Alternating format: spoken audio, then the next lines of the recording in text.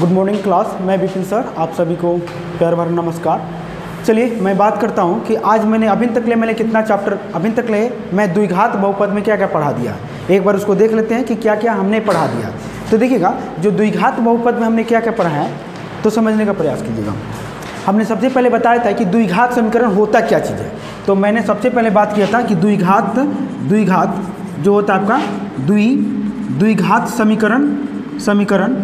समीकरण के बारे में बात कर लिया था कि द्विघात समीकरण होता क्या चीज़ है। इस चीज़ के बारे में हमने बहुत बढ़िया से समझा दिया था और इसका वीडियो भी हमने डाल दिया है। तो आप देखना चाहते हैं तो इसको देखकर समझ सकते हैं कि द्विघात समीकरण होता क्या चीज़ है। पहले समीकरण हमने बताया था, फिर द्विघात बताया था। हर पॉइंट को, हर शब्द को मैंने तोड़ के उसको समझाया गया। इतना बात अगर जान जाते हैं तो हमने द्विघात समीकरण देख लिया था। तो पहले हम उसके बाद हमने देखा था कि द्विघात समीकरण के बारे में हमने देख लिया था। फिर हमने देखा था इसको हल कैसे करते हैं, हल का प्रकार यानी हम द्विघात समीकरण को कैसे सॉल्व करते हैं, इसके बारे में हमने अगले वाले वीडियो में देख लिया था। कहने का मतलब है तो द्विघात समीकरण हल करने का जो विधि होता है वो हमने 3 बताया था। कितना बताया गया था? 3। सबसे पहले हमने बताया था गुणनखंड विधि। कौन सा विधि? गुणनखंड विधि। फिर हमने बताया था श्रीधाराचार्य नियम या जिसे हम लोग सूत्र विधि भी कहते हैं। क्या कहते हैं? सूत्र विधि भी कहते हैं। ठीक है, तो इसके बारे में हमने पूरा फुल वीडियो बनाया। इसके बारे में फुल वीडियो बना दिया गया, A to Z इसके बारे में, गुणनखंड के बारे में बता दिया गया है। यदि आप उसको देख लीजिएगा ध्यान से तो फिर आपको कभी भी दिक्कत नहीं होगा। हमने बता दिया कि सब गुणनखंड में कैसे टाइप 1, टाइप 2, टाइप 3 हमने बता दिया था। एक बार जब प्लस रहेगा तो क्या होगा, एक बार पूरा माइनस रहेगा तो क्या होगा, एक बार प्लस माइनस रहेगा तो क्या, इससे हम उसको सॉल्व करेंगे। इसके बारे में हमने यहाँ पर बता दिया। फिर हमने श्रीधाराचार्य नियम को सिद्ध करके बता दिया कि ये जो सूत्र विधि होता है, सूत्र जो आता है वो श्रीधाराचार्य नियम से कैसे होता है, इसके बारे में हमने डाल दिया। यदि आपको श्रीधाराचार्य नियम पता है, उसके कैसे उत्पत्ति का, कैसे उसका मतलब प्रतिपादन हुआ, अगर उसको प्रतिपादन के बारे में पता है तो अब आप क्या बना सकते हैं, पूर्ण वर्ग विधि में कोई दिक्कत नहीं होगा। पूर्ण वर्ग विधि अगर आपको पता है, अगर आपको श्रीधाराचार्य नियम का प्रतिपादन के बारे में A to Z पता है तो आपको पूर्ण वर्ग विधि में कोई दिक्कत नहीं होने वाला है। यानी अगर पूर्ण वर्ग विधि समझना चाहते हैं तो इसके लिए आपको क्या समझना पड़ेगा, श्रीधाराचार्य नियम या सूत्र विधि का प्रतिपादन कैसे किया गया है इसको समझना पड़ेगा। तो हमने इस पे सबके बारे में हमने बनाकर वीडियो डाल दिया है। ठीक है, फिर उसके बाद हमने देखा कि इतना कुछ देखने के बाद हमने ये देखा कि हमारा जो होता है तुम्हारे क्या चीज़, जैसे मान लीजिए हमारा जो सामान्य रूप होता है, क्या चीज़ होता है, ax स्क्वायर bx प्लस में c बराबर में 0। ये हमारा द्विघात समीकरण का सामान्य रूप होता है। ये कैसे आता है इसके बारे में हमने देखा। तो इससे पूर्व हमने देखा था कि द्विघात जो समीकरण होता है, समीकरण का मूल्य, हमने द्विघात समीकरण का मूल्य पर बात किया था। तो हमने जब द्विघात समीकरण का मूल्य पर बात कर दिया था तो हमने ये बता दिया था कि द्विघात समीकरण का मूल्य क्या होता है, किसे कहते हैं, किस प्रकार का होता है, कैसे इसको समझते हैं, इसके बारे में हमने सब कुछ बनाकर इसका वीडियो डाल दिया गया है। यदि आप द्विघात समीकरण का मूल्य समझ जाते हैं, यानी मूल्य का मतलब हमने ये बताया था जो संख्या, जो मान ये द्विघात समीकरण को संतुष्ट कर देता है, वो मान, वो संख्या क्या कहलाता है, आपका मूल्य कहलाता है। तो हमने ये बता दिया था कि किसी भी, अगर मान लिया जाए उसका मूल्य कितना होगा, ये कैसे आपको पता चलेगा। तो हमने बताया था कि किसी भी बहुपद या किसी भी द्विघात समीकरण का जो घात होगा ना, घात का मतलब समझ रहे हैं ना, कि द्विघात ये जो समीकरण है इसका अधिकतम घात कितना है, इस समीकरण का अधिकतम घात कितना है। तो देखिएगा यहाँ पर 2 है, यहाँ पर 1 है और यहाँ पर 0 है, तो अधिकतम घात कितना होगा, 2। तो जब जिस समीकरण का अधिकतम घात जितना होता है उस समीकरण का x का मान उतना ही होता है। तो जितना x का मान होता है उतना ही आपका क्या चीज होता है, मूल्य होता है। तो इस समीकरण का अधिकतम घात कितना है, 2 है, इसलिए इसका मूल्य भी कितना होगा, इसका x का मान भी कितना होगा। अगर आपसे कहा जाए x का मान निकालिए या मूल्य बताइए तो बात क्या है, बराबर है। x का मान या मूल्य दोनों क्या है, बराबर है। तो यानी कहने का मतलब है, और जो x का मान होगा वही इसको संतुष्ट करेगा, x का जो मान होगा वही क्या करेगा, इसको संतुष्ट करेगा। तो इतना कुछ आपको बता दिया गया था। तो हमने बता दिया था कि द्विघात समीकरण है तो इसका अधिकतम घात कितना है, 2 है। अधिकतम घात कितना है, 2 है। यदि द्विघात समीकरण है, अधिकतम घात 2 है तो इसका मूल्य भी कितना आएगा, 2 आएगा। तो हमने बता दिया था एक बार अल्फा और एक बार बीटा। और मान लीजिए द्विघात समीकरण है तो इसका मूल्य कौन कौन आएगा, तो एक्स बराबर हमने बताया था माइनस का B plus minus root under B square minus का 4ac बट्टा में 2a। ये वाला फार्मूला के बारे में हमने श्रेष्ठाचार्य नियम से समझ लिया था। और यही क्या चीज़ होता है, यही आपका x का मान होता है। x का मान क्यों, कै गो x का मान आएगा, एक बार प्लस वाला आएगा। एक बार प्लस वाला कहने का मतलब है एक बार आपका x का मान आएगा x बराबर माइनस का b plus root under B square minus का 4ac बट्टा में 2a। एक तो ही मान आ जाएगा। दूसरा आपका मान क्या चीज़ आएगा, दूसरा मान ये आएगा, एक बार माइनस वाला ले लेंगे, x बराबर माइनस का b प्लस माइनस हो जाएगा, प्लस यहाँ पर लिए तो minus root under B square minus का 4ac बट्टा में 2a। एक मान ये हो जाएगा। यानी द्विघात समीकरण है क्या चीज़, अगर द्विघात समीकरण है तो इसका मान क्या आएगा, 2 आएगा। और यही दोनों मान को हम लोग क्या कहेंगे, मूल्य कहेंगे। क्या कहेंगे, मूल्य कहेंगे। इसीलिए हमारा अल्फा बराबर कितना हो जाएगा, अगर मान लिए कि हमारा जो मूल्य है वो कितना है, x है, अल्फा है और एक को हमने बीटा मान लिया। जो द्विघात समीकरण है उसका मूल्य कितना मान लिया, एक को अल्फा एक को बीटा, तो इसी मान को एक बार उठाकर यहाँ पर रख देंगे और इस मान को उठाकर एक बार यहाँ पर रख देंगे, तो हमारा क्या हो जाएगा, काम बन जाएगा। यानी अल्फा बराबर अगर मान लिया माइनस का b plus root under B square minus का 4ac बट्टा में 2a, तो बीटा बराबर कितना चीज़ हो जाएगा, तो बीटा जो होगा वो बीटा बराबर माइनस का b minus root under B square minus का 4ac बट्टा में 2a माइनस का 2a। तो ये हमारा क्या चीज़ होगा, ये हमारा अल्फा हो गया और ये हमारा बीटा चीज़ हो गया। अब इसके बारे में हमने बता दिया था। इतना बताने के बाद हमने कुछ गुण पढ़ लिया था। क्या पढ़ लिया था, हमने पढ़ा था कि अल्फा प्लस बीटा क्या चीज़ होता है। तो जब इस दोनों को जोड़िएगा तो इसके बारे में हमने वीडियो बनाकर डाल दिया है। अगर इस दोनों को जोड़िएगा तो आपका क्या माइनस का b बाई ए आएगा। जब इस कैसे जोड़ेंगे और कैसे सॉल्व करेंगे इसके बारे में वीडियो बनाकर डाल दिएगा। फिर आपको दूसरा बताएगा था अल्फा इंटू बीटा कितना आएगा, तो अल्फा इंटू बीटा के बारे में हमने बता दिया है। जब इस दोनों को गुना कीजिएगा तो आपका कितना आएगा, c बाई आएगा। कितना आएगा, c बाई आएगा। और इसके बाद हमने जब इतना कुछ समझा दिया था तो हमने बताया था द्विघात समीकरण को हम लोग कैसे बनाते हैं। तो कैसे बनाते हैं, तो हमने बताया था कि यदि आपके पास एक्स स्क्वायर माइनस का अल्फा प्लस बीटा इंटू में एक्स अब प्लस में अल्फा इंटू बीटा बराबर में 0। अगर आपको हम क्या दे दें, अगर आपको हमको मूल्य दे देते हैं, अल्फा दे देते हैं, बीटा देते हैं, तो क्या आप द्विघात समीकरण बनाने का जो हमने समीकरण सूत्र देखा था वो कैसा था, ये था। क्या था, यही था कि एक्स स्क्वायर माइनस का alpha plus beta x plus alpha into beta बराबर में 0। अगर यदि इसी में अगर हम इस मान को और इस मान को यहाँ पर रखते हैं तो हमको क्या मिलता है, तो हमको ये मिलेगा। क्या मिलेगा, ये वाला मान मिल जाएगा। कौन सा मान मिलेगा, ये वाला मान मिल जाएगा। यदि इसका अल्फा प्लस बीटा का मान रखे, अल्फा इंटू बीटा का मान रखे, तो हमको क्या मिलेगा, ये वाला जो मान है आपका, ये वाला मान आपको मिल जाएगा।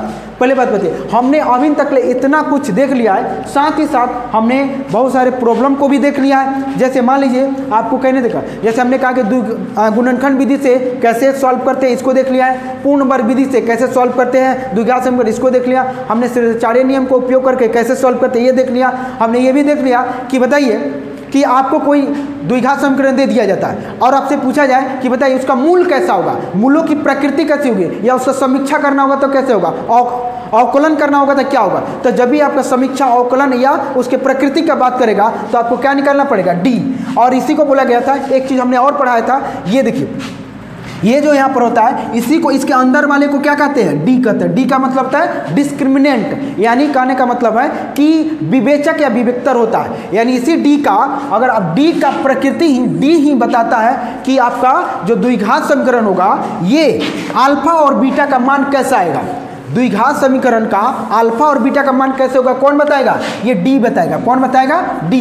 डी ही निर्धारित करता है कि आपका अल्फा और बीटा कैसे होगा, क्या दोनों बराबर होगा या दोनों बराबर नहीं होगा, या इसका सॉल्यूशन किया ही नहीं जा सकता है, ये कौन बताएगा, तो ये हमारा डी बताता है। डी का मतलब होता है विवेचक या विवेक्तर या डिस्क्रिमिनेंट कहा जाता है, तो वो तुम्हारा होता है। और डी बराबर फार्मूला क्या चीज़ होगा, तो डी बराबर फार्मूला हो जाएगा आपका, अगर डी बराबर फार्मूला की बात किया जाएगा तो बी स्क्वायर माइनस का 4ac फार्मूला होता है। और इसमें आपका कितना स्थिति पैदा होता है, 2। देखिएगा, अगर किसी भी चीज़ है, जैसे मैं ही हूँ, तो मैं या मेरे पास कोई भी चीज़ है तो या तो वो 0 से ही हो सकता है, 0 से ज़्यादा हो जाएगा, 0 से माने कम होगा, या 0 के बराबर होगा, यही 3 चीज़ हो सकता है। उसी तरह डी का जो मान है, यहाँ पे डी का जो मान है, ये डी का मान जब सॉल्व कीजिएगा तो आपको क्या मिलेगा, या तो आपको ये इसका मान 0 हो सकता है, या तो इसका 0 से बड़ा हो सकता है या आपका 0 से छोटा हो सकता है। क्या इसके अलावा और कुछ हो सकता है क्या? नहीं हो सकता। यानी जब इसको सॉल्व कीजिएगा b² माइनस का 4ac, b² माइनस का 4ac को जब सॉल्व कीजिएगा तो क्या आ सकता है? अगर यहाँ पर कुछ ना कुछ मान रखिएगा तो या तो 0 आएगा, या तो 0 से बड़ा आएगा, या तो 0 से छोटा आएगा।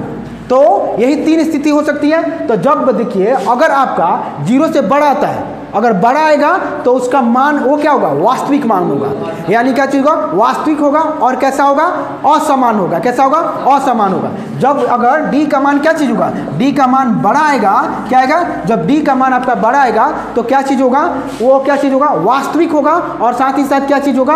असमान होगा। कैसा होगा? असमान होगा। वास्तविक होगा और असमान होगा। लेकिन यदि अगर d का मान, अगर आपका d का मान क्या करता है? अगर d का मान अगर 0 आ गया तो वास्तविक तो आएगा, वास्तविक तो आएगा लेकिन समान आएगा। कभी कभी आप देखिएगा ये जो आपका x का मान है, यानी कहने का मतलब है x का 2 मान निकलता है ना द्विघात समीकरण में, तो दोनों मान बराबर हो जाएगा। दोनों मान क्या हो जाएगा? बराबर होगा। कब? कब दोनों मान बराबर होगा? जब d बराबर 0 होगा तब। कब? जब d बराबर आपका 0 होगा तो दोनों मान क्या चीज होगा? ये बराबर होगा। कब बराबर नहीं होगा? जब d का मान निकाल कर आप चेक कीजिएगा, अगर 0 से बड़ा आ गया, क्या आ गया? अगर 0 से यहाँ पर बड़ा आ जाएगा तो आपका जो x अल्फा का जो मान, सॉरी यहाँ पर x का जो मान होगा एक प्लस वाला एक माइनस वाला, ये दोनों का दोनों क्या होगा? अलग होगा। बिल्कुल। लेकिन कब? जब अगर स्थिति ऐसा हो जाता है कि अगर d का मान आपका क्या चीज आ जाए? d का मान क्या चीज आ जाए? d का मान आपका 0 से छोटा आ जाए तो उसको आप हल ही नहीं कर सकते। क्या नहीं कर सकते? हल ही नहीं कर सकते। क्यों नहीं कर सकते? क्योंकि ये रूट के अंदर का बात करता है। कहाँ का बात करता है? रूट के अंदर का बात करता है। तो क्या आप रूट के अंदर वाला अगर माइनस में आता है, 0 से छोटा का मतलब, 0 से छोटा का मतलब माइनस, 0 से छोटा का मतलब यहाँ पर 0 है, यहाँ पर 1 है, यहाँ पर 2 है, इधर -1 है, -2 है, यानी 0 से छोटा का मतलब सब माइनस में आएगा। अगर आपका माइनस में आता है और वो भी रूट के अंदर में आता है तो क्या आप इसको सॉल्व कर पाइएगा? नहीं कर पाइएगा। यहाँ तो नहीं कर पाइएगा क्योंकि आपके क्लास में इसके बारे में नहीं पढ़ना है। आपको इसको कॉम्प्लेक्स नंबर जब आप 11th में जाइएगा पढ़ने, वहाँ पर पढ़ाया जाएगा, आयोटा करके पढ़ाया जाता है, तो वो आगे की बात है। तो उसको कहा जाता है काल्पनिक नंबर है, और काल्पनिक नंबर को यहाँ से आपको बाहर निकालना संभव नहीं हो पाएगा इस लेवल पे। तो यहाँ पर क्या चीज़ हो जाएगा? तो इसलिए इसको क्या किया जाएगा? यह इस सॉल्यूशन का कोई हल नहीं होगा। तो इतना कुछ हमने क्या किया है? अभी तक ले पढ़ लिया है। अगर आपने नहीं देखा है, अगर नहीं पढ़ा है, तो आप वीडियो को भी देखकर आप समझ सकते हैं और पढ़ सकते हैं। एक पॉइंट को सबको डील किया गया है, कैसे हुआ, क्यों, मैंने कहाँ से कौन से शब्द आया, ये सब कुछ बता दिया गया है। तो आप इस वीडियो को देखकर आप क्या कर सकते, समझ सकते हैं। जाकर आप देखिए और इसको और बढ़िया से समझिए। ठीक है, अब हम लोग आगे बढ़ते हैं। देखेंगे वर्ड प्रॉब्लम यानी शाब्दिक समस्या। ऊपर प्रश्न लिखा गया है, उसको ध्यान से देखिए और बनाने का प्रयास कीजिए। चलिए आइए इस प्रॉब्लम को, अब हम लोग अभी तक हमने देखा था कि सारे जितने भी अभी तक हमने पढ़ा है तो उस सारे का ओवरव्यू हमने दे दिया कि इस चैप्टर में हमने क्या क्या पढ़ा है, उस सारे टर्मों का ओवरव्यू हमने दे दिया। अब हम लोग बात करेंगे कि शाब्दिक समस्याएं यानी वर्ड प्रॉब्लम क्या चीज़ है, इसके बारे में बात करते हैं। आपके बोर्ड पे एक क्वेश्चन लिखा हुआ है, इसको ध्यान से देखिएगा। कह रहा है कि 2 क्रमागत धनात्मक पूर्णांक संख्या का गुणनफल, क्या लिखा हुआ है? 2 क्रमागत, यहाँ पर ध्यान से देखिएगा कि 2 क्रमागत धनात्मक पूर्णांक संख्या का गुणनफल कितना है? 306। गुणनफल का मतलब हुआ यानी जब उसको गुना किया गया होगा तब कितना आया है? 306। गुणनफल का मतलब हुआ कि जब उसको गुना किया गया होगा यानी दो संख्याओं का जब गुना किया गया होगा तो कितना आया है? 306। इस स्थिति को द्विघात समीकरण के रूप में प्रकट कीजिए। यानी इस स्थिति को द्विघात समीकरण कह दिया, यानी उसके बराबर क्या चाहिए जाएगा? 0 करना ही पड़ेगा। यानी कह रहा है कि उसको द्विघात समीकरण के रूप में प्रकट करना है। लेकिन पहले क्वेश्चन को पढ़िएगा। क्वेश्चन में क्या कर रहा है कि 2 क्रमागत धनात्मक पूर्णांक, 2 क्रमागत धनात्मक पूर्णांक का गुणनफल का मतलब हुआ यानी मान लीजिए कि दोनों को गुना किया गया होगा, कोई भी संख्या होगा, अगर उसको गुना किया गया होगा तो कितना प्राप्त हुआ होगा? 306। लेकिन क्या आपको पता है कि वो दोनों संख्या कौन है? नहीं पता। और यहाँ पर बात क्या कर रहा है कि 2 क्रमागत धनात्मक संख्या, क्या चीज? 2 क्रमागत धनात्मक संख्या। तो यहाँ पर समझिएगा क्रमागत का मतलब क्या समझते हैं? क्रमागत का मतलब होता है, क्रमागत का मतलब क्या चीज होता है कि लगातार संख्या। क्या चीज होता है? लगातार संख्या। क्या चीज होता है? लगातार संख्याएं। कौन सी संख्या है? लगातार संख्या। क्रमागत का मतलब होता है लगातार संख्याएं। लगातार का मतलब कोई भी दो लगातार संख्या को गुना किया गया होगा तो कितना मिला होगा? तुमको 306 मिला होगा। लेकिन तुम बताओ, कोई भी लगातार संख्या होता है दुनिया में, अगर कोई भी लगातार संख्या होगा, इस बात को ध्यान से दीजिएगा, सुनिएगा, कोई भी अगर लगातार संख्या होगा ना, कोई भी लगातार संख्या होता है, देखिएगा ध्यान से। जैसे कोई देखिए, मान लिया हमने मन किया कहीं से उठाने का, वहीं से उठा लेंगे। मान लिया 20 के बाद 21 के बाद 22, लगातार है कि नहीं है? हमने मन किया 100, हमने कह दिया 101, हमने कह दिया 102, हमने कह दिया 500, हमने कह दिया 501, 502। अभी मत कहिएगा खाली 1 2 से चालू कर रहे हैं आप। 65, 67, 65, 66, 67 ऐसे भी कर सकते हैं। 98, 99, 100, ये भी लगातार संख्या है। तो कहने का मतलब है कोई भी लगातार संख्या होगा। हमको क्या समझना है? देखिए, इस क्वेश्चन को बनाने के लिए इस लगातार क्रमागत का मतलब लगातार, क्रमागत का मतलब लगातार, इस बात को दिमाग में बैठा लीजिए कि क्रमागत का मतलब क्या होगा? लगातार होगा। और लगातार कोई भी हो सकता है, 3 4 5 6 1 2 3 4 5 6 7 10 12 15 16 17, या 101 102 103, या 77 78 79 ऐसे करके कोई भी हो सकता है। तो यहाँ पर समझिए, लेकिन हमको समझना क्या है, इस बात पर देखिएगा, समझना। देखिएगा यहाँ पर ध्यान से देखिएगा, इनके बीच में कै गो का गैप है? 1 का। कितना का गैप है? 1। यहाँ से यहाँ के बीच में कितना गैप है? 1। फिर यहाँ देखिए, यहाँ के बीच में कितना गैप है? यहाँ से यहाँ के बीच में कितना गैप है? यहाँ से यहाँ के बीच में कितना? 1 है। यहाँ से यहाँ के बीच में कितना? 1 है। यहाँ से यहाँ के बीच में कितना? 1 है। यहाँ से यहाँ के बीच में कितना? 1 है। यहाँ से भी, यहाँ पे भी है। यानी कोई भी लगातार संख्या होगा तो उनके बीच का गैप कितना होगा? 1 का होगा। अगर मान लीजिए लगातार संख्या का मतलब हुआ बढ़ते क्रम, लगातार संख्या का मतलब क्या होगा? बढ़ते क्रम। अगर लगातार संख्या अगर बढ़ते क्रम का बात करता है, इसका मतलब है, अगर देखिएगा, अगर 20 के अगला नंबर प्राप्त करना होगा तो क्या जोड़ना पड़ेगा? कितना? 1 जोड़ना पड़ेगा। फिर 20 के अब 21 का अगला नंबर प्राप्त करना होगा तो कितना जोड़ना पड़ेगा? 1। ठीक है ना? तो यानी कभी भी अगर लगातार संख्या को प्राप्त करना होता है तो उसमें कितना जोड़ कर प्राप्त करेंगे? 1। और वो भी क्या कर रहा है? धनात्मक पूर्णांक संख्या। यानी कहने का मतलब है कोई भी संख्या 2 प्रकार का होता है, एक तुम्हारा प्लस वाला होगा और इधर तुम्हारा क्या होगा? माइनस वाला होगा। यानी धनात्मक होता है और ऋणात्मक हो रहा है। तो ये ऋणात्मक का बात नहीं कर रहा है। किसका बात नहीं कर रहा है? ऋणात्मक का बात नहीं। किसका कर रहा है? केवल और केवल धनात्मक का बात कर रहा है। इसका मतलब आप ही सोचिए, ये 1 से 2 होने के लिए क्या करना पड़ा होगा? 1 जोड़ना पड़ेगा। फिर 2 से 3 होने के लिए 1 जोड़ना पड़ेगा। तो क्या आपको पता है कि दोनों संख्या कौन सी है? क्या आपको पता है कि दोनों लगातार संख्या कौन है? कि 27 28 गुना किया है, कि 25 26 गुना किया है, कि 95 97 गुना है, कि 98 99 गुना किया है? क्या आपको पता है? नहीं पता। तो हम क्या करेंगे? मानेंगे। क्या करेंगे? हमको क्या करना पड़ेगा? मानना पड़ेगा। तो हम मान लेंगे। तो समझिएगा, पहले बताइए इतना बात समझ में आया कि नहीं है? क्रमागत का मतलब लगातार, और लगातार संख्या कैसे प्राप्त करते हैं? 1 जोड़कर। क्या जोड़कर? 1 जोड़। अगर मुझे 20 पता है तो 20 के आगे क्या होगा? 1 जोड़ने पर। हम अगर 95 पता है तो 95 के आगे क्या होगा? 96 के आगे क्या होगा? ये कैसे प्राप्त किया जाएगा? 1 जोड़कर। लेकिन हमको कितना बात कर रहा है? मात्र और मात्र 2 क्रमागत संख्याओं को गुना किया गया होगा। तो क्या आपको पता है? नहीं पता। तो मान लेंगे कि वो दोनों क्रमागत जो संख्या हमको नहीं पता है, तो मान लेंगे। क्या मानेंगे? माना कि 2 क्रमागत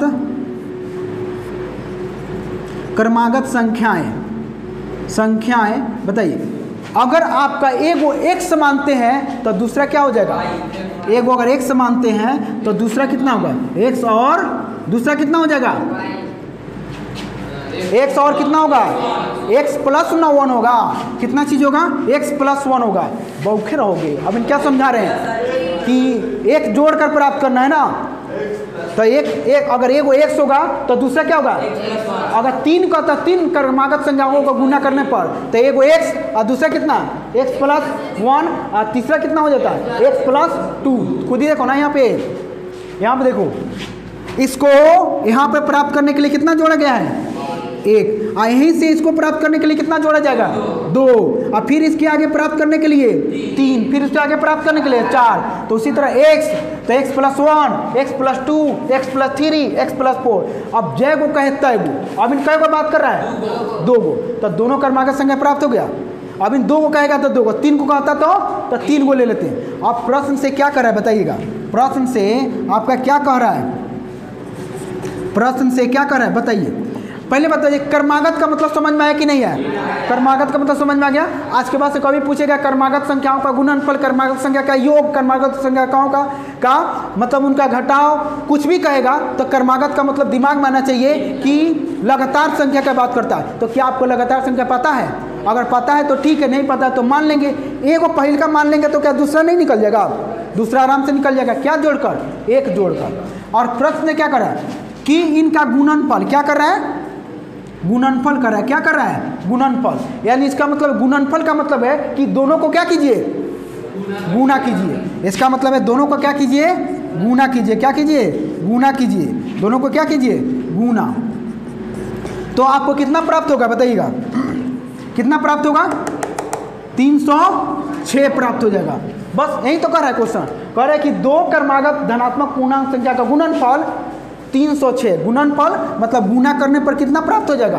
306। तो इस स्थिति को द्विघात समीकरण के रूप में लिख देना है। तो क्या आपको द्विघात समीकरण आप गुणा कर दीजिएगा तो नहीं आ जाएगा? एक बार इससे गुणा, एक बार इससे गुणा और एक बार इससे गुणा, होगा कि नहीं होगा? तो कितना हो जाएगा? एक्स स्क्वायर प्लस का एक्स और यहाँ पर 306। अब यहाँ पर देखिए एक्स स्क्वायर एक्स, इधर प्लस में तो इधर आ क्या? माइनस में 306 बराबर में 0। क्या आपको दिख नहीं रहा है कि द्विघात समीकरण है? देखिए कि नहीं? ए एक्स स्क्वायर प्लस में बी एक्स प्लस का प्लस में सी बराबर 0 है कि नहीं है? तो ये द्विघात समीकरण है कि नहीं? यही हमारा क्या चीज़ होगा? आंसर होगा। बताओ समझ में आया कि नहीं आया? चलिए उतारिए।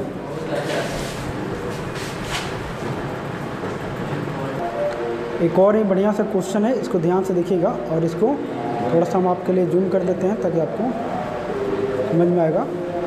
ये जो क्वेश्चन लिखा हुआ है इस क्वेश्चन को ध्यान से देखिए और बनाने का प्रयास कीजिए।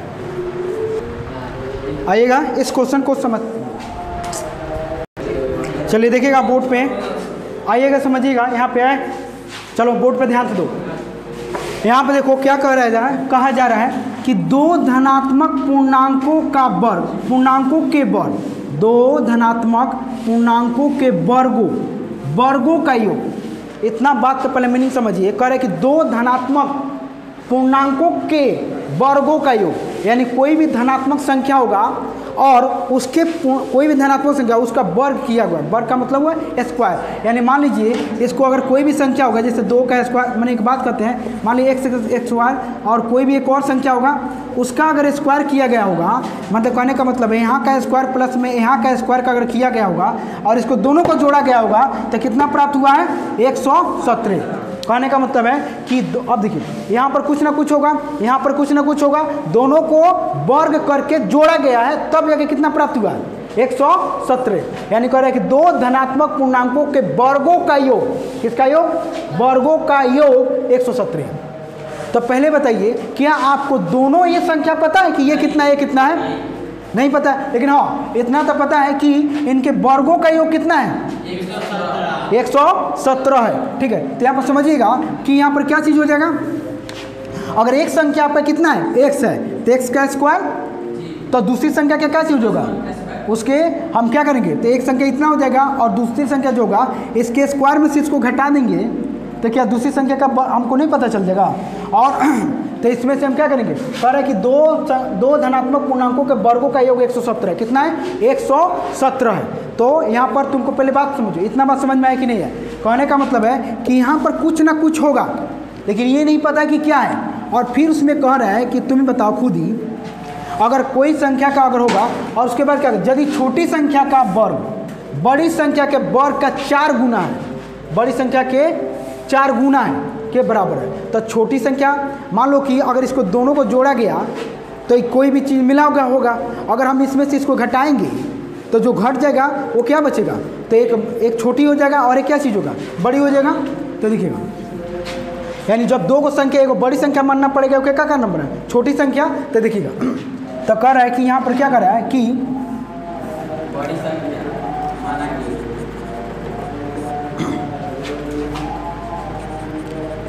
मान लिया जाएगा, माना कि बड़ी संख्या कितना है? बड़ी जो बड़ी संख्या है वो कितना है आपका? मान लिया गया कि कितना है? x है। कितना है? x है। बड़ी संख्या कितना है? x है। तो आपको क्या कह रहा है बताइएगा?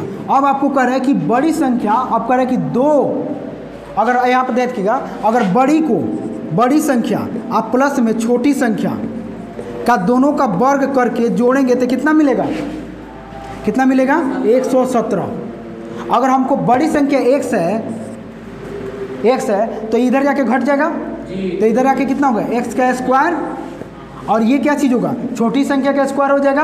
और यहाँ पर क्वेश्चन क्या कह रहा है कि यदि छोटी संख्या का वर्ग, तो छोटी संख्या हमको कितना मिला? 117 माइनस में एक्स स्क्वायर, तो ये क्या होगा? छोटी संख्या का स्क्वायर मिल गया। यहाँ पे तुम खुद सोचो कि अगर दोनों को जोड़कर बड़ी संख्या छोटी संख्या को जोड़ा जाएगा वर्ग करके तो 117 होगा। तो अगर बड़ी संख्या x है तो छोटी संख्या कितना हो जाएगा? 117 माइनस एक्स स्क्वायर होगा। यहाँ पर देखिएगा तो अब कितना चीज़ होगा बताइएगा। अब आपको पता है कि बड़ी संख्या का वर्ग प्लस में छोटी संख्या का वर्ग जोड़ेंगे तो कितना होगा? 117 होगा। तो बताइएगा इसीलिए छोटी संख्या का वर्ग कितना हो जाएगा? छोटी संख्या का जो वर्ग होगा वो कितना हो जाएगा? 117 माइनस में कितना? ये बड़ी संख्या हमने x माना है तो x का स्क्वायर हो जाएगा। प्रश्न से क्या कर रहा है बताइएगा?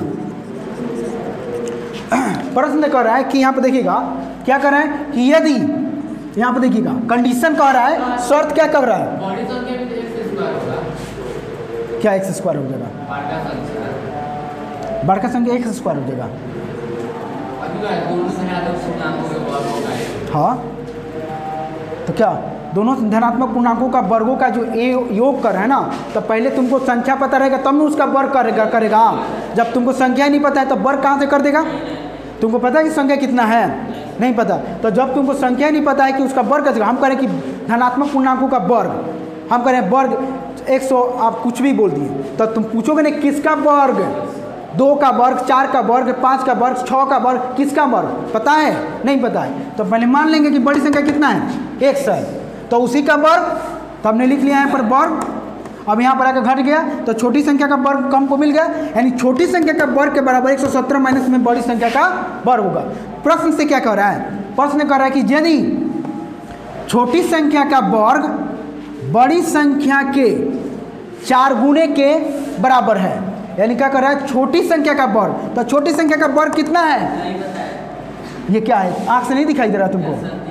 117 माइनस में एक्स स्क्वायर क्या निकला है? 117 माइनस में एक्स स्क्वायर क्या है? छोटी संख्या का वर्ग है। कितना है? छोटी संख्या का वर्ग है। अब ये तुम्हारा छोटी संख्या का वर्ग है तो संबंध क्या कर रहा है? छोटी संख्या का वर्ग बड़ी संख्या के 4 गुने के बराबर है। तो बड़ी संख्या कितना है? इसके कितना गुना के बराबर है? 4। तो x में 4 से गुना करेंगे तो उसके बराबर हो जाएगा। नहीं समझ में आया बात को? यानी जो छोटी संख्या का वर्ग, तो छोटी संख्या का वर्ग ये इसको कैसे पढ़ेंगे? छोटी संख्या का स्क्वायर का मतलब वर्ग होता है ना। छोटी संख्या का वर्ग कितना है? 117 माइनस में एक्स स्क्वायर है। तो प्रश्न कर रहा है कि छोटी संख्या का वर्ग, छोटी संख्या का वर्ग बराबर है किसके? बड़ी संख्या के 4 गुने के बराबर है। तो बड़ी संख्या कितना है? बड़ी संख्या गुना में कितना? 4, या 4 गुना बड़ी संख्या भी लिख सकते हैं। 4 गुना बड़ी संख्या। पहले बताओ इतना बात समझ में है कि नहीं है? तो छोटी संख्या है कितना? 117 माइनस में एक्स स्क्वायर। 117 माइनस में एक्स स्क्वायर। बड़ी 4 गुना बड़ी संख्या का मतलब x, यहाँ पर ये x हो जाएगा। तो 117 माइनस का एक्स स्क्वायर माइनस बराबर में 4x। यहाँ पर देखिए लाइन कट गया।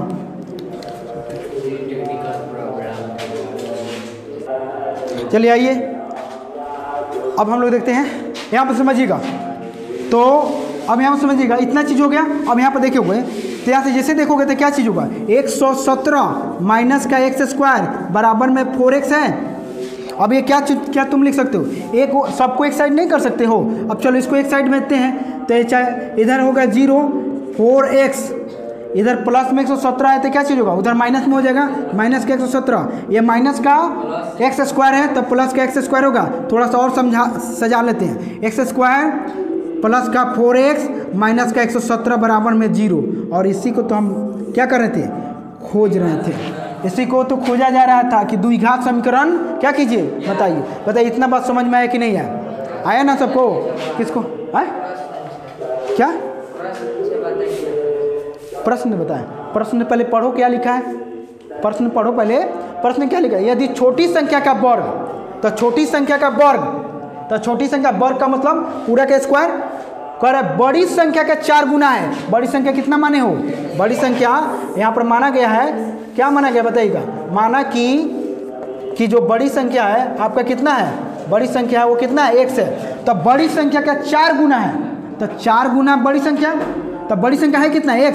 तो x गुना 4 कर देंगे तो 4x हो जाएगा। और छोटी संख्या का वर्ग का मतलब, छोटी संख्या का वर्ग यहाँ पर कितना मिला है? 117 माइनस में x स्क्वायर यहाँ पर रख दिए, उसके बाद प्लस माइनस कर लिए। चलिए, और बोर्ड पे एक क्वेश्चन है, इसको ध्यान से देखिएगा।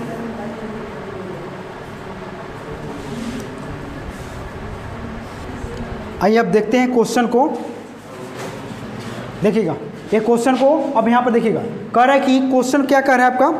क्वेश्चन ये कह रहा है कि दो संख्याओं, क्या कर रहा है कि दो संख्याओं का योग कितना है? 15। तो कोई भी दो संख्या हो सकता है, लेकिन ये नहीं पता कि कौन सी संख्या है। तो किसी भी दो संख्या को जोड़ा गया है तो उसको कितना प्राप्त हुआ है? 15 प्राप्त हुआ। और कह रहा है कि उनके व्युत्क्रमों का योग, अगर यदि उनको उल्टा कर दिया जाए और तब जोड़ा जाए, तब उनका कितना चीज़ हो रहा है? 3/10 हो रहा है। तो संख्या ज्ञात कीजिए। तो क्या करना है इस बार? संख्या ज्ञात करना। इस बार आपको केवल इक्वेशन बनाने से काम नहीं चलेगा, इस बार आपको क्या करना पड़ेगा? संख्या ज्ञात करना पड़ेगा। तो देखिएगा यहाँ पर बात समझिएगा, कह रहा है दो संख्याओं का योग, लेकिन इस बार निर्धारित नहीं कर रहा है कि धनात्मक या ऋणात्मक, कुछ भी हो सकता है, लेकिन तुम्हें नहीं पता कि क्या हो सकता है, कुछ भी हो सकता है। तो मान लो तुम जरा सोचो, एक संख्या इसको जोड़ोगे, आप प्लस में दूसरी संख्या को जोड़ोगे, दूसरी संख्या जोड़ोगे, तब जाके कितना प्राप्त होगा? 15। तो जब तुमको एक संख्या प्लस दूसरी संख्या बराबर 15 होगा, तब मान लो अगर तुमको पता है एक संख्या कितना है, तो क्या दूसरी संख्या नहीं निकल जाएगा? या दूसरी संख्या पता है तो क्या पहली संख्या नहीं निकल जाएगा?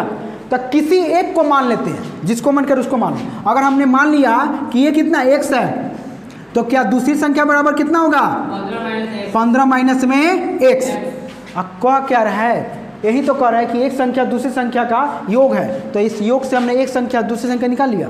फिर उसके बाद कंडीशन क्या कर रहा है? उनके व्युत्क्रमों का योग। अब इनको क्या कीजिए? उलट दीजिए। क्या कीजिए? उलटिए। x बटा इतना और प्लस में 15 बट्टा में इतना, इसको जोड़िएगा तो 3 बटा कितना आएगा? 10 आएगा। तो क्या इसको सॉल्व आप नहीं कर पाइएगा? आप सॉल्व कर दिएगा तो हाँ, तो ये क्या है? ये क्या है?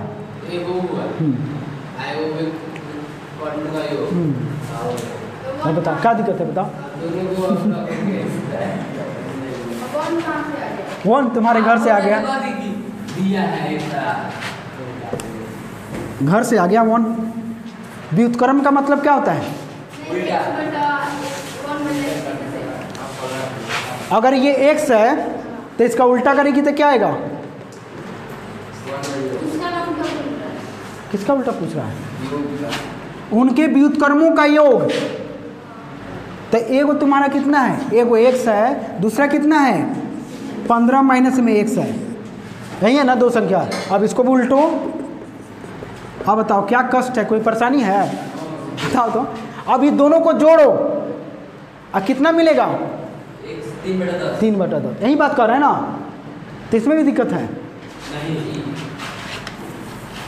आइए, आप लोग भारत के भविष्य है ना? हाँ, भारत के, आप ही लोग के ऊपर तो टिका हुआ है। यहाँ पे देखिएगा, हाँ लगता है कि भविष्य क्या है, नहीं हम हैं तो खतरा नहीं होने देंगे। चलिए आइए, इतना मेहनत किया जा रहा है ना आपको, हम नहीं रहेंगे तो कोई और आएगा, वो नहीं रहेगा तो कोई और। हम तुम लोग को तैयार कर रहे हैं ना, तो तुम लोग कल आ जाना। यहाँ पे देखिएगा, कह रहा है कि दो संख्याओं का योग 15 है और उनके व्युत्क्रमों का योग 3/10 है। तो पहले बताओ, कह रहा है दो संख्याओं का योग, तो क्या तुमको हाँ आज तक थप्पड़ लगाएंगे बस सूत जाएगी वहीं पे है। यहाँ पर क्या कह रहा है? ये द्विघात समीकरण के अंदर में हम लोग पढ़ रहे हैं, ठीक है, उस तरह भी बना देंगे, कोई दिक्कत नहीं है। फिर उसके लिए एक और एक्स्ट्रा मानना पड़ेगा, एगो x माने एगो y माने, और दोनों को जोड़े तो कितना आ गया? 15 आ गया। तो फिर अगर तो x बराबर कितना होगा? 15 माइनस में y हो जाएगा, यानी x के बराबर कितना होगा? 15 माइनस में y हो गया। तब तुम जब उसको आगे लिखोगे, दोनों को जोड़ोगे, तब फिर उसको बदलना पड़ेगा, उस y को भी x में बदलना पड़ेगा, तब जाके तुम सॉल्व कर पाओगे। क्योंकि द्विघात यहाँ पर क्या है? यहाँ पर नहीं, यहाँ पर जो चर दे रहा है तुमको एक ही बात कर रहा है, वहाँ पर तभी तुम एक्स वाई का दो गो वाला जब बात सोचोगे वो तभी संभव है जब दो चर वाला रैखिक समीकरण होगा तभी, यानी उसमें दो गो कंडीशन देगा एक्स वाई दो बार, तब जाके वो संभव हो पाएगा। यहाँ पर तुमको क्या ऐसा दो गो दे रहा है कि दो गो इक्वेशन बने और दोनों इक्वेशन को सॉल्व कर पाए, नहीं बन पा रहा है ना। तो यहाँ पर देखिएगा, तो यहाँ पर क्या मान लेंगे,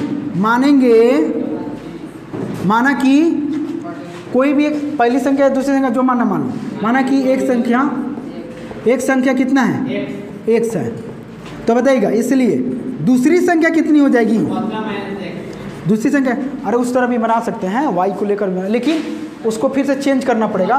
फिर देखो दूसरी संख्या कितना चीज़ हो जाएगा, तो आपको पता है कि दोनों को अगर जोड़ा जाएगा, अगर जैसे मान लीजिए एक अभी समझाए थे ना, एक संख्या आप प्लस में दूसरी संख्या बराबर में कितना 15, तो पहली संख्या प्राप्त है x, तो दूसरी संख्या कितना हो जाएगा, इसमें से घटाएंगे तभी ना पता चलेगा, यानी दूसरी संख्या बराबर 15 माइनस में कितना x हो जाएगा। प्रश्न से क्या कह रहा है, चलिए देखिएगा, आइएगा फिर से यहाँ समझते हैं, थोड़ा सा दिक्कत हो गया था यहाँ तक ले, ठीक है। यहाँ पर देखिएगा, अगर मान लिया जाएगा कि एक संख्या x है तो दूसरी संख्या कितना चीज़ हो जाएगा, तो जो दूसरी संख्या हो जाएगा आपका कितना चीज़ हो जाएगा, दूसरी संख्या आपका कितना हो जाएगा, तो 15 टोटल है 15। मान लो कि अगर किसी भी दो चीज़ को जोड़ने पर 15 आ रहा है, अगर एक 10 है तो दूसरा कितना होगा 5, कैसे पता चला, 15 में से 10 को घटाएंगे तभी ना पता चलेगा। उसी तरह यहाँ पर दूसरी संख्या निकालना है तो 15 में से क्या करना पड़ेगा, x को घटाना पड़ेगा। फिर प्रश्न से आपको क्या कर रहा है, प्रश्न से क्या कर रहा है, प्रश्न से ये कह रहा है कि तुम्हारा क्या कर रहा है कि दोनों संख्याओं का व्युत्क्रम का योग, तो दोनों संख्याओं का व्युत्क्रम का मतलब हर संख्या, यहाँ पर देखिए ये एक संख्या x है तो इसका उल्टिएगा तो कितना हो जाएगा 1/x, क्योंकि इसके नीचे क्या है 1 है, जब ये उल्टेगा तो 1 इसका ऊपर चला जाएगा, x नीचे आएगा। फिर उसी तरह यहाँ पर देखिए, फिर इसके नीचे भी 1 है, जब इसको उलटिएगा तो कितना आएगा 1 ऊपर चला जाएगा और 15 माइनस x क्या होगा नीचे आ जाएगा। तो यहाँ पे देखिएगा तो कितना होगा 1/x प्लस 1/15 माइनस में x बराबर में कितना 3/10। अब इसको हमको क्या करना है, इसको सॉल्व कर देना है, क्या करना है सॉल्व करना है। लड़का नहीं मानेगा, बकलोल रहेगा जिंदगी भर, समझा रहे हैं तुमको। यहाँ पे देखिएगा, इसको क्या कर देंगे, यहाँ पर इसको करेंगे और इसका एलसीएम निकालेंगे, कितना हो जाएगा 15 माइनस में x और इंटू में x बराबर में 3/10। इसको क्रॉस करेंगे तो कितना हो जाएगा 15 माइनस में x प्लस इसको करेंगे तो कितना चीज़ होगा, अब इससे यहाँ पर इतना से कट जाएगा और फिर इसके बाद कितना चीज़ होगा x हो जाएगा।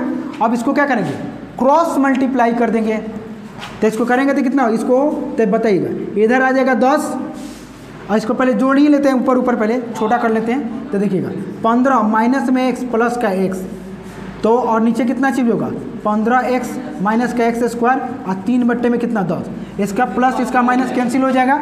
अब जैसे यहाँ पर कैंसिल होगा, आप देखिएगा यहाँ पर क्या होगा, इसको कैंसिल हो जाएगा, तो कैंसिल हो जाएगा तो क्या कीजिएगा यहाँ पर समझिए, कैंसिल हो जाएगा तो यहाँ पर ऊपर कितना बचेगा केवल 15, नीचे कितना बचेगा 15 x माइनस में x स्क्वायर बराबर में आपका कितना 3/10। क्रॉस कीजिएगा तो कितना चीज़ हो जाएगा, ये इधर जाएगा और ये इधर जाएगा, तो ये आपका 15 गुना 10 और ये 3 गुना 15x और माइनस का x स्क्वायर, इधर गुना कीजिएगा तो 150, इधर कीजिएगा तो 15 तियाँ कितना। अच्छा कटने वाला होगा तो पहले कटा लेते हैं, कटने वाला है तो कटा लेते हैं, सबसे आसान रहेगा, थोड़ा हल्का हो जाएगा। इसको काटिएगा तो 3 से कटेगा 3 5 15, तो कितना आ जाएगा बताइएगा, यहाँ से कीजिएगा तो 50 और यहाँ से कीजिएगा कितना 15x माइनस का x स्क्वायर। अब इसको हम द्विघात समीकरण के रूप में ला देते हैं, तो इधर आ गया तो x स्क्वायर माइनस का 15x और प्लस का कितना 50 बराबर में 0। अब हम क्या करेंगे, अब इसका द्विघात समीकरण नहीं निकाल सकते हैं, इसको क्या गुणनखंड विधि से नहीं निकाल सकते। 50 है तो 50 कैसे टूटेगा बताइएगा, तो 50 को तोड़िएगा तो आपको कितना आना चाहिए। अब यहाँ पर देखिए, यहाँ पर माइनस है यहाँ पर प्लस है, तो बीच में क्या चीज़ होगा, जब माइनस है प्लस है तो बीच में क्या चीज़ होता है माइनस होता है, क्या चीज़ होता है माइनस होगा, यानी दो को जोड़कर हमको क्या लाना होगा 15 लाना होगा। तो कितना जोड़िएगा तो हो जाएगा, तो देखिए 50 को तोड़िएगा तो कितना होगा, अगर आपको 2 से काटिएगा तो 25, फिर 5 से काटिएगा तो 5, तो क्या इसको 10 गुना 5 में नहीं आ जाएगा, 10 गुना 5 में आ जाएगा। तो एक्स स्क्वायर माइनस का यहाँ पर इसको तोड़िएगा तो 10x और यहाँ पर क्या चीज़ होगा, माइनस होगा, और फिर यहाँ पर कितना होगा 5x, और प्लस में कितना चीज़ होगा बताओ, प्लस में कितना हो जाएगा 50 बराबर में कितना 0। अब इससे क्या लेंगे, कॉमन ले लेंगे, और कॉमन लेने के बाद कितना चीज़ होगा, x यहाँ पर कॉमन हो जाएगा तो x माइनस कितना होगा 10 हो जाएगा। अब यहाँ से हम कितना कॉमन ले लें, यहाँ से अगर हम कितना लेते हैं 5 कॉमन लेते हैं तो यहाँ का अंदर में कितना चीज़ बचेगा, x प्लस में x माइनस में 10, क्योंकि माइनस कॉमन लेंगे तो प्लस वाला माइनस हो जाता है, बराबर में कितना 0। अब यहाँ से ये वाला कॉमन ले लेंगे, x माइनस में 10, यहाँ पर क्या बचेगा x माइनस में 5 बराबर में 0। स्थिति कितना उत्पन्न होगा 2 गो, तो 2 गो स्थिति उत्पन्न होगा। तो क्या इसको आप सॉल्व नहीं कर सकते हैं, x का मान कितना आएगा, x का मान आपका 2 गो आएगा, एगो प्लस का 10 और एगो प्लस का 5, यानी 2 संख्याएं प्राप्त हो गया। एगो आपका 10 हो जाएगा और एगो आपका कितना होगा 5 होगा। लेकिन यहाँ पर हम क्या करेंगे, यहाँ पर रखा जाएगा, देखिएगा अगर एक संख्या आप मानते कितना, अगर आपका 10 होगा तो दूसरी संख्या कितना हो जाएगा 5, या फिर आप अगर एक संख्या 5 मानते हैं तो दूसरी संख्या कितना हो जाएगा 10। तो इस तरह से हम क्या निकालेंगे, एक संख्या और दूसरी संख्या निकाल लेंगे। चलिए इसको कर लीजिए। चलिए एक बोर्ड पे क्वेश्चन दिया गया है, बहुत ही बढ़िया क्वेश्चन है, इसको समझकर बनाने का प्रयास कीजिएगा। क्वेश्चन दिखाई दे दिया, चलिए ठीक है, चलिए आइएगा देखिएगा।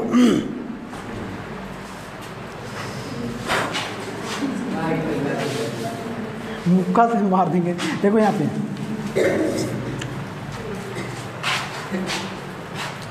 बदमाशी करेगी बस। चलो यहाँ पे देखो, यहाँ पे देखिएगा, कह रहे कि दो संख्याओं के वर्गों का अंतर, किसका, दो संख्याओं के वर्गों का अंतर छोटी संख्या का वर्ग बड़ी संख्या के 8 गुनी है। किससे, बड़ी संख्या के 8 गुनी है। यानी हमको क्या मानना पड़ेगा, संबंध किसमें सिंपल पूछा हुआ है, यहाँ पर तो वर्ग का है, कह रहा है कि छोटी संख्या का वर्ग बड़ी संख्या का, तो बड़ी संख्या का यहाँ पर क्या केवल बड़ी संख्या पूछ रहा है, क्या कर रहा है वर्गों से नहीं कर रहा है ना, तो हम किसको मानेंगे, बड़ी संख्या को। किसको मानेंगे, बड़ी संख्या को। क्या मान लेंगे, बड़ी संख्या। छोटी संख्या इसलिए नहीं मानेंगे कि क्योंकि तुमको अगर आएगा, देखो यहाँ पे, चलो तुमने छोटी संख्या मान लिया तो x मान लिया छोटी, तो इनके वर्गों का योग मतलब हो जाएगा, तो छोटी में से अंतर कर रहा है ना, तब बड़का में से छोटका घटाएंगे, यानी बिग माइनस स्मॉल बराबर में कितना, स्क्वायर का स्मॉल, माने बिग का स्मॉल स्क्वायर और स्मॉल का स्क्वायर बराबर में कितना 180। अब सोचो तो यहाँ पर क्या चीज़ निकलेगा, तो तुमने इसको किसको माना है, छोटी माना है, स्मॉल माना है, तो यहाँ पर कितना हो जाएगा x का स्क्वायर, तो उधर जाके बिग का स्क्वायर 180 में से अब प्लस में x स्क्वायर हो गया। चलो यहाँ तक ले तो क्लियर है, कोई दिक्कत नहीं। लेकिन समस्या कहाँ पे होगा, अब क्या कर रहे हैं यहाँ पे देखो, छोटी संख्या का वर्ग, अब छोटी संख्या का वर्ग, ठीक है, तो छोटी संख्या का वर्ग, तो छोटी संख्या का वर्ग कितना होगा x, बड़ी संख्या के 8 गुना है, तो बड़ी संख्या कितना है, b स्क्वायर बराबर 180 प्लस में x स्क्वायर है, तो बड़ी संख्या थोड़े है, बड़ी संख्या का स्क्वायर है, तो बड़ी संख्या बराबर रूट के अंदर में 180 प्लस में x स्क्वायर, बड़ी संख्या कितना हो गया, इतना हुआ। अब हम इसको क्या करेंगे, इसका स्क्वायर करके, अब इसको हम लोग स्क्वायर करेंगे, और कह रहा है कि बड़ी संख्या ये हुआ, बड़ी संख्या ये हुआ ना, बड़ी संख्या के 8 गुना, अब इसमें 8 से गुना करो, बोले 8 से गुना करो, तो 8 से गुना हुआ। अब इसको सॉल्व करो, अब यहाँ पर रूट आ गया ना, कहानी फंस गया यहीं पे। अब बनाओ इसको, कैसे बनाओगे, रूट नहीं आएगा। अगर यदि तुम छोटी संख्या मानोगे तो बड़ी संख्या निकालने के लिए तुमको रूट नहीं करना पड़ेगा, इसलिए हमको जो पूछ रहा है उसी को मानेंगे, ताकि हमको हमारे लिए ये मिल जाएगा डायरेक्ट। और जब ये हमको डायरेक्ट मिल जाएगा, अगर हम बड़ी संख्या माने रहते तो डायरेक्ट हमको मिलता, ये रूट करने की जरूरत नहीं पड़ता। क्या चीज,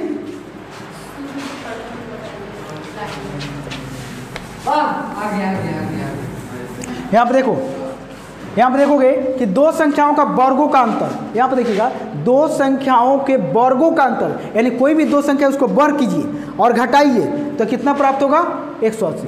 कह रहा है कि छोटी संख्या का वर्ग, किसका, छोटी संख्या का वर्ग बड़ी संख्या का 8 गुना है, तो हमको तो छोटी संख्या का वर्ग मिलेगा तो चलेगा, लेकिन बड़ी संख्या का वर्ग मिलेगा तो बड़ी संख्या का वर्ग अगर कुछ भी प्राप्त होगा तो इसका वर्ग से हम स्क्वायर रूट पे आएंगे, और जैसे स्क्वायर रूट पे आएंगे तो कहानी क्या होगा, खराब हो जाएगा थोड़ा सा। तो हम क्या करेंगे, सीधे हम क्या मानेंगे, बड़ी संख्या मान लेंगे, ताकि हमको क्वेश्चन में हमारा आसान हो जाएगा। तो देखिएगा यहाँ पे मान लेंगे क्या चीज़ होगा, माना कि बड़ी संख्या कितना हो जाएगा, x कितना हो जाएगा, x हो जाएगा। बड़ी संख्या कितना चीज़ हो जाएगा, x हो जाएगा। तो अब यहाँ पर क्या कर रहा है, इसीलिए तुमसे क्या कहा है बताइए, प्रश्न से अगर बड़ी संख्या x है तो प्रश्न से क्या कर रहा है कि दोनों संख्याओं के वर्गों का अंतर, तो मान लिया जाए तो यहाँ पर देखिएगा, तो यहाँ पर दोनों संख्याओं के वर्गों का अंतर, तो अंतर पूछेगा यानी बड़का में से छोटका को घटाया जाएगा। यहाँ पर मैं बड़ी संख्या माना है तो बड़ी संख्या का वर्ग माइनस छोटी संख्या का वर्ग का, अब बराबर में कितना 100। यही कह रहा है ना कि बड़ी संख्या दोनों संख्याओं का अंतर 180 है, लेकिन आगे क्या कह दे रहा है, छोटी संख्या और बड़ी संख्या का बात आ रहा है। इसका मतलब है कि बड़का में से छोटका को हटाएंगे तभी ना पॉजिटिव मानेगा। अगर यहाँ पर ऋणात्मक मान देता तो इसका मतलब ये है कि छोटका में से बड़का को घटाया गया है, किसमें से, छोटका में से। लेकिन यहाँ पर क्या दे रहा है, धनात्मक, क्या दे रहा है, धनात्मक। इसका मतलब है कि बड़का में से छोटका को घटाया गया होगा तभी ये मिला होगा। तो बड़ी संख्या कितना है, x, तो x का स्क्वायर और छोटी संख्या का वर्ग बराबर में 180। पहले बताओ 180, इतना बात समझ में आया कि नहीं है। अब देखो तो छोटी संख्या का तो वर्ग पूछ ही रहा, तो छोटी संख्या को उधर भेज दे और इसको इधर ला दे, यानी x स्क्वायर ये प्लस में तो इधर आके माइनस में हो जाएगा, और ये माइनस में तो उधर जाकर प्लस में हो जाएगा। अरे बताओ जल्दी से कितना होगा, इसको इधर भेजेंगे तो माइनस है तो प्लस, और इसको इधर लाएंगे तो प्लस है तो माइनस, यानी छोटी संख्या का वर्ग बराबर कितना हो गया, x स्क्वायर माइनस का 180। फिर क्या कर रहा है, फिर कर रहा है एक और कंडीशन कर रहा है, देखिएगा क्या कर रहा है कि छोटी संख्या का वर्ग बड़ी संख्या का 8 गुना है। कितना है, 8 गुना। तो छोटी संख्या का वर्ग कर रहा है, छोटी संख्या का वर्ग बड़ी संख्या का क्या है, 8 गुना है। चलिए आइए, तो छोटी संख्या कितना है, छोटी संख्या का वर्ग कितना है, एक्स स्क्वायर माइनस में 180 कितना हो जाएगा बताइएगा, एक्स स्क्वायर माइनस का 180 बराबर बड़ी संख्या का 8 गुना। तो बड़ी संख्या कितना है, x, तो x का 8 गुना कितना हो जाएगा, 8x हो जाएगा, अब इसको सजा लें थोड़ा सा। तो सजाने का काम है, यहाँ पर प्लस में तो इधर आके माइनस में, और यहाँ पर कहते हैं माइनस का 180। क्या तुम इसको x का मान निकालने में असक्षम हो, मतलब सक्षम हो ना, तो सक्षम हो तो इसको निकाल सकते हो ना, आखिर निकालना पड़ेगा, बोलो मुंह कहे बनाई है, निकालना पड़ेगा। वाह होनहार विद्यार्थी हो तुम लोग, मेरे गलती से बोला जाता है। चलो फिर भी हम बना देते हैं। मान लो कोई वीडियो देखेगा तो उसको भी तो समझ में आना चाहिए ना, वीडियो वाला को भी तो समझ में आना चाहिए। चलो यहाँ पर बना देते हैं। 180 है, दोनों जगह माइनस है, दोनों जगह प्लस है। फर्स्ट वीडियो में हमने बताया था कि दोनों जगह माइनस रहे, दोनों जगह प्लस रहे तो बीच में क्या चीज़ होता है, प्लस होता है। तो 180 को 2 भागों में इस प्रकार से तोड़ो कि दोनों को जोड़ा जाए तो 8 प्राप्त हो और गुना किया जाए तो 180 प्राप्त हो। तो 180 को तोड़ोगे, कैसे तोड़ोगे, 90 45 5 से करोगे तो, और तुम्हें 3 से करोगे तो 15 या 45, फिर 3 से करोगे तो 5। तो बताओ, सोचो कैसे तोड़ोगे इसको कि यहाँ पर 8 आ जाए। तो अगर देखा जाए इसको कैसे तोड़ोगे, बताओ कैसे तो 3 3 9 और 9 दूना 18 और 5 दूना 10, तो यानी कितना चीज़ हो जाएगा, हो जाएगा। यानी एक्स स्क्वायर माइनस का, यहाँ पर देखिए 3 3 9 9 18x और प्लस कितना चीज़ हो जाएगा, 10x, कितना हो जाएगा 10x, और माइनस का 180 और बराबर में 0। अब हम यहाँ से कितना कॉमन ले लें, x कॉमन ले लेते हैं। x कॉमन लेंगे तो कितना हो जाएगा, x माइनस में 18। अब देखिएगा यहाँ से कितना कॉमन ले लें, यहाँ से 10 कॉमन होगा, प्लस का 10 कॉमन होगा, तो यहाँ पर कितना बचेगा बताइएगा, x माइनस में 18 बराबर में 0।